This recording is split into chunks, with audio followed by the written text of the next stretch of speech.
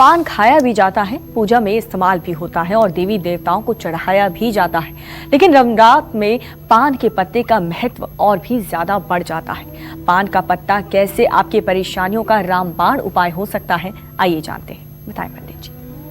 दीपिका, पुरुष सूक्त में जब भगवान श्री हरि विष्णु की पूजा होने लगती है तो वो 16 मंत्रों से पूजा होती है। उसी का नाम है पुरुष सूक्त। उसमें जब भगवान को नैवेद्य समर्पित किया जाता है, भोजन की सामग्री या भोज्य पदार्थ समर्पित किए जाते हैं, उसके बाद जल से आचमनी की जाती है। ठीक उसके बाद पान चढ़ाया जाता है और पान चढ़ाने पर जिस मंत्र का प्रयोग होता है वो मंत्र है ओम जद पुरुषेण हविषा देवा यज्ञमतन्वता बसंतो स्यासीदाज ग्रीष्म इद्धम शरद्धवी।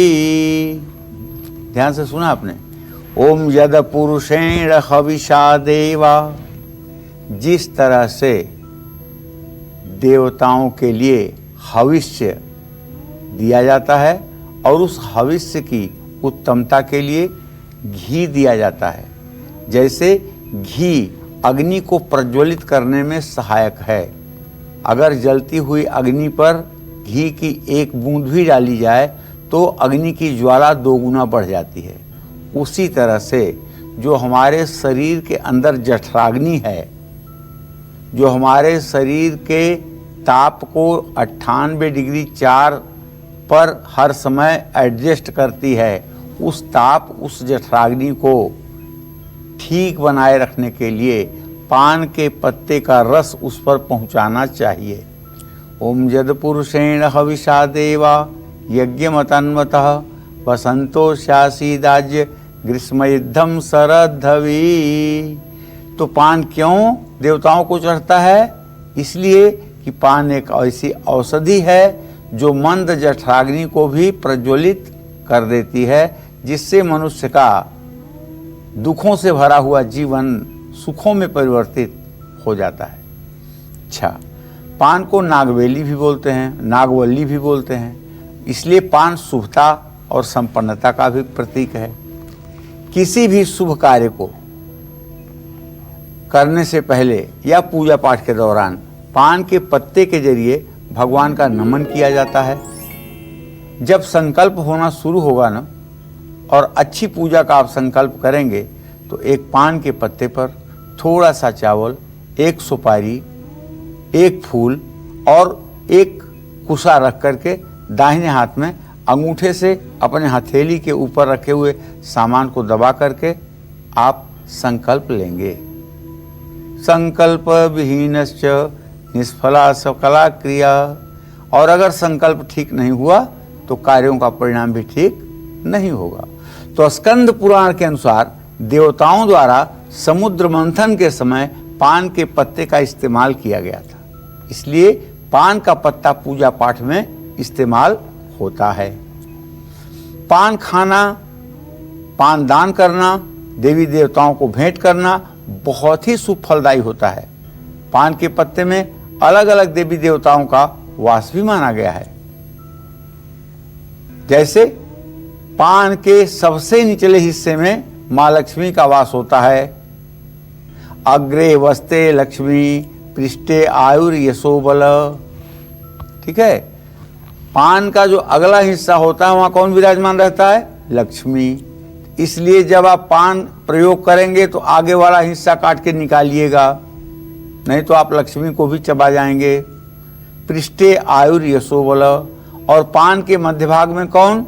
माँ सरस्वती, जो विद्या की अधिष्ठात्री हैं। दूसरे शब्दों में कहें तो आपकी कीर्ति, आपका यश का वास पान के मध्य डंठल में होता है। इसलिए पान का जो बीचों बीच मोटा डंठल होता है उसको भी काट के निकालना चाहिए। और पान का ऊपरी हिस्सा जो होता है यशो बल, यश और बल का कारक स्थान है वो, लेकिन इसको आप इंद्र और शुक्र का भी निवास स्थान मान सकते हैं। इंद्र पराक्रम, शुक्र प्रेम, माँ सरस्वती सद्बुद्धि और माँ लक्ष्मी समृद्धि देती हैं।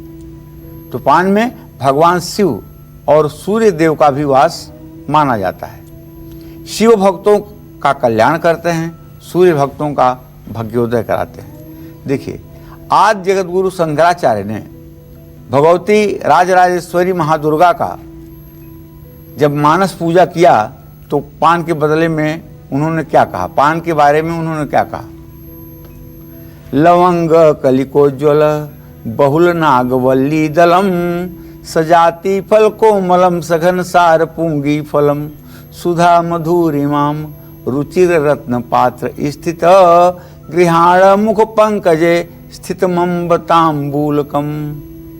अब समझ गए होंगे आप, बढ़िया मघई पत्ता, माघ में जो पत्ता पान का पैदा होता है उससे बढ़िया कोई पान का पत्ता नहीं होता है, उसको कहते हैं मघई पान का पत्ता, और महंगा भी होता है। और देसी पत्ते का अगर माघ का पत्ता आपको मिल जाए तो उसके स्वाद की तो कोई कहना ही नहीं। बनारस में जो लोग गए होंगे, मघई पान खाने का सौभाग्य मिला होगा, वो लोग जानते होंगे कि हाँ, मघई पान खाने में सामान्य पान खाने में क्या अंतर होता है। लवंग कलिकोज्वल, लवंग भी होनी चाहिए पान में। बहुल नागवल्ली दलम, बहुत ढेर सारे पान के पत्तों में से अच्छे पत्ते छाटो। सजाति फल कोमलम सघन सार पुंगी फलम, सुपारी भी रखिए। सुधा मधुरिमाम रुचिर रत्न पात्र स्थित, और खूब अच्छे से बीड़ा बनाइए लौंग की कली चुभो करके, और सोने के प्लेट में रख करके उसे माँ दुर्गा के सामने प्रस्तुत करिए उनकी सेवा में। ये विधान आद्य जगत गुरु शंकराचार्य ने दुर्गा मानस पूजा में बताया है। अगर इसको आप डिटेल से जानना चाहते हैं तो अपने दुर्गा सप्तशती पुस्तक के अंतिम पृष्ठों पे जाइए, दुर्गा मानस पूजा चैप्टर है, वहाँ आप पढ़ेंगे तो आपको ये चीज़ और इसका अर्थ टीका सहित मिल जाएगा। जय माँ विंध्यवासिनी। देखिए, पान का पत्ता कैसे न सिर्फ आपकी जल्दी शादी करा सकता है बल्कि आपके वैवाहिक जीवन को भी सुखी रख सकता है और आपके हर काम भी बना सकता है। आइए जानते हैं कैसे, बताएं पंडित जी। देखिए, पान एक ऐसी चीज है कि ये एक तरह से औषधि भी है और ये एक तरह से अमृत भी है, एक तरह से पूजा का सामान भी है। जिन लोगों की वृश्चिक राशि है, वृश्चिक राशि के जातकों में लगभग 40% लोगों का डाइजेशन ठीक नहीं होता।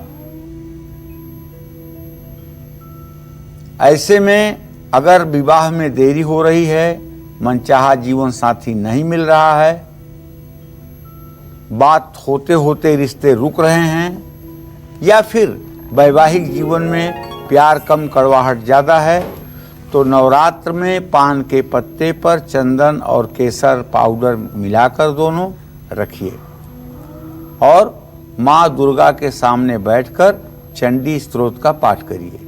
तो केसर और चंदन जब आप घिसेंगे, उससे जो चंदन बन जाएगा, उससे आपको अपनी अनामिका उंगली से या फिर चमेली की कलम से एक सीधा त्रिभुज बना करके पान के पत्ते पर फिर एक उल्टा त्रिभुज बना देना चाहिए, और ये पत्ता थाली में रख करके अपने पास गंधाक्षत पुष्प धूप दीप रख करके इसकी पूजा करनी चाहिए और चंडी कवच का पाठ करना चाहिए।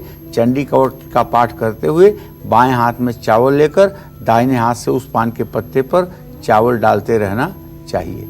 चंडी पाठ ऐसा पाठ है जो जन्म जन्मांतर के पापों को नष्ट करता है। पान के पत्ते पर रखा हुआ चंदन और केसर पाउडर जो है, वो पान के हर पत्ते पर अगर आप चाहें तो तिलक के रूप में कर सकते हैं। किसी भी काम को पूरा होने में अगर रुकावट आ रही है तो माँ दुर्गा के मंदिर में पान का बीड़ा जरूर चढ़ाएं। इस पान में कत्था या गुलकंद, सौंफ, नारियल का बूरा और लौंग का जोड़ा जरूर रखें। इस पान में सुपारी और चूना भूल करके भी आपको नहीं डलवाना चाहिए। जय माँ विंध्यवासिनी। और इस वक्त हमारे साथ एक कॉलर जुड़ चुके हैं बिहार से, मनोज। मनोज जी, क्या जानना चाहते हैं आप? जी पंडित जी। हाँ बोलिए मनोज जी, जरा जोर से बोलिए भैया। जी प्रणाम पंडित जी। सुखी रहिए। जी मैं बिहार से बोल रहा हूँ। मेरा जन्म तिथि 10/8/1971 जी 10:30 है। जी जी मैं अपने भविष्य के बारे में जानता हूँ। 3 साल से मैं बहुत परेशान हूँ जी, और मैं अपने भविष्य के बारे में जानता हूँ और मैं अपने बच्चे के बारे में जानना चाहता हूँ। कि उनका भविष्य कैसा रहेगा। अभी 12th का एग्जाम दिए हैं। चलिए पहले मैं आपके भविष्य की बात करता हूं। आपके द्वितीय और सप्तम भाव के स्वामी क्रमशः बुध और शनि हैं। बृहस्पति के साथ एक का इत्तिसाल हो रहा है, एक का नहीं। 17 जनवरी 2023 के बाद आपका अच्छे तरह से भाग्योदय शुरू हो जाएगा। किसी काम में रुकावट नहीं आएगी। आप अपने जिंदगी की जिम्मेदारियों को पूरा कर पाएंगे। उसके पहले अगर आप चाहते हैं कि आपकी जिंदगी में सकारात्मक सुधार आए तो हर शनिवार सूर्यास्त के बाद साफ कपड़ा पहन करके हनुमान जी के चित्र के सामने घी का दिया जलाकर लड्डू या बतासे का भोग लगाकर आपको संपूर्ण सुंदरकांड का पाठ करना चाहिए। और यह नियम आपको 17 जनवरी 2023 तक अपने ऊपर लागू करना चाहिए। जहां तक आपने अपने बेटे के बारे में प्रश्न किया है तो जान लीजिए कि आपके पुत्र भाव का स्वामी मंगल है और विद्या भाव का स्वामी सूर्य है। मंगल सूर्य की स्थिति 6ठी 8वीं है। बेटे के पढ़ाई पर ध्यान दीजिए। स्वास्थ्य को लेकर चिंता मत करिए, बस उसके पढ़ाई पर ध्यान देने की आवश्यकता बनी हुई। नमस्कार, मैं हूं मानक गुप्ता। अगर आपको हमारा ये वीडियो पसंद आया हो तो इसे लाइक और शेयर जरूर करें और हाँ, हमें सब्सक्राइब और फॉलो करना ना भूलें ताकि आप देश और दुनिया की कोई खबर मिस ना करें। तो जुड़े रहिए हमारे साथ और देखते रहिए न्यूज़ 24।